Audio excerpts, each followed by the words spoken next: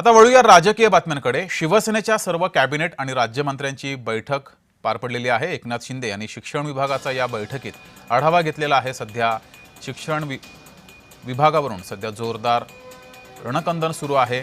Paper फुटीवरून विद्यार्थी आक्रमक झालेले आहेत। या सर्व पार्श्वभूमीवर एकनाथ शिंदे यांनी बैठक बोलावली होती आणि या बैठकीत शिक्षण विभागाचा आढावा घेतलाय। याबाबत आमचे प्रतिनिधी शुभम उमाळे यांनी माहिती दिलेली आहे, ती पाहूया।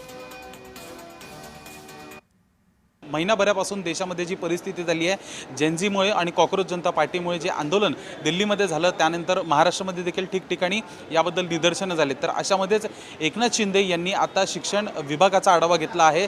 या संपूर्ण बैठकींच्या सत्रांमध्ये सर्वप्रथम त्यांनी दादा भुसे यांचं शालेय शिक्षण खातं याचा आढावा घेतला आहे। कारण की ज्या पद्धतीची परिस्थिती ही संपूर्ण देशात निर्माण झाली होती, कॉकरोच जनता पार्टीने आंदोलन केलं।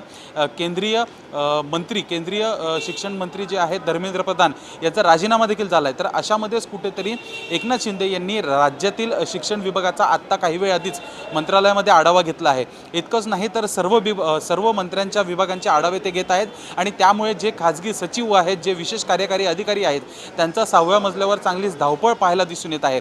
त्यामुळे शिंदे आज 2 वर्षानंतर या सर्व मंत्र्यांचा पुन्हा एकदा आढावा घेत आहेत आणि त्यामुळेच कुठेतरी जे अधिकारी वर्ग दिसत आहे किंवा जे सचिव आहेत, खाजगी सचिव आहेत, त्यांची देखील धावपळ या निमित्ताने पाहायला मिळत आहे।